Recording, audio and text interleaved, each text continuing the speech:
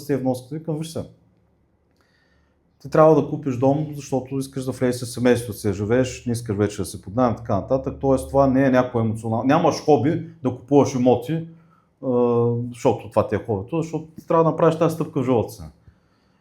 Новото строителство, особено когато го запазиш в начален етап, е единствен вид апартамент, защото сега в случай говорим за апартаменти, който дори при срив на цени на панела, на ЕПК-то, на старата тук зад офиса, неговата цена няма да падне. Няма да растеш, няма да расте, няма да реализираш кой знае каква печалба от зелено А16. Ще правиш 5-10%. А защо е така? То е така, защото ти го взимаш на зелено и докато цената на панела пада, защото той не става по-нов, нали сеш? Абсолютно, има на старата тук, да.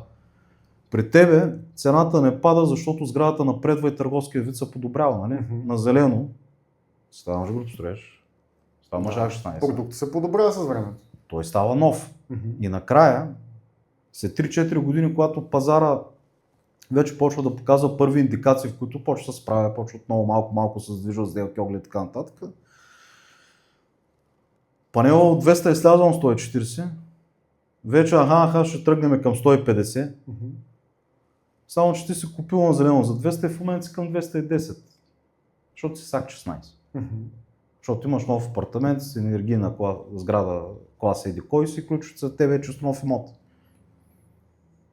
Продуктът ти се подобрява. Да, не е както преди да влезеш на зелено за 200 и излезеш на 300 на 16. Но няма излезеш на 140, това искам да ти кажа. И когато си на 20 на 80, ти нямаш риск. Ти си царя. Няма какво се обърка. Абсолютно. Разбираш? И дори да влезем в ситуация, в която банките кажат, вижте какво, сега наистина вече по-консервативно действаме, на груп строеж няма да даваме кредити, на 15 ще дават. И на 16 сигурно ще дават. Кои имоти най-вероятно ще ги финансират по-слабо?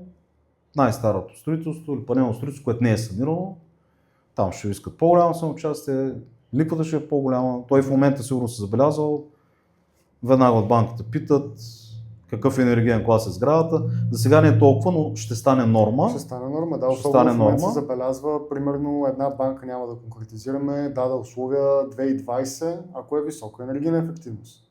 Вчера е такъв случай, точно. Да, точно. Това е нещо, което предстои да се случва, хората трябва да свикнат и до 2030 или малко след това ще трябва да имаме паспорти на всички сгради. Тук идва въпроса, нали, това е сигнал към хората да се продават вече панелите и да бягат от тях, или? Както преценят, някой не иска да се развива с панелите, после ще им се наложиш. Дори да ви е комфортно в панела, мислете за поколението след вас. Аз каквото и да правя, мисля за сина си, какво му оставям на него де-факто. Старото строителство има своите плюсове, всички знаем. Въпросът е този капитал, който седи затворен в него, зад който седи едно поколение най-често в България е така. Следващото поколение дали няма просто да наследи един проблем. Така че помислете за това. Ако имате късмет вашия блок да бъде саниран, тази сделка може да отложите. Ако обаче не, по-добре по-скоро побързайте, докато има такъв пазар. В момента са не агитирам, говоря факти. Говоря факти. Това са фактите. Не е само в нашата страна така. Добре, нещо друго да добавим към хората? Пазара е напълно нормален и най-вероятно ще продължи да бъде такъв. Просто моля ви, когато се потопите в морето от видеоклипове, в което сега ще се потопиме и ние,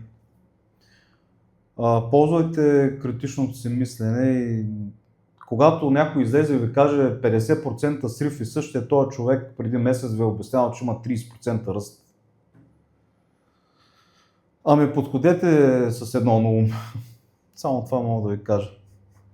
Много хора имат интерес да говорят подобни неща. Но вие нямате интерес вашия апартамент да поевтинява, нито да отлагате покупка, която най-накрая ще е по-неизгодна за вас, отколкото днес. Абсолютно. Абсолютно на 100%. Така, ние сме от Адрес. Който желая да се запознае с нас, може да заповяда в офиса. Ломско шосе 40. Заповядайте. Търсим си и хора. И това не е от липса на работа, не съответно. И това беше.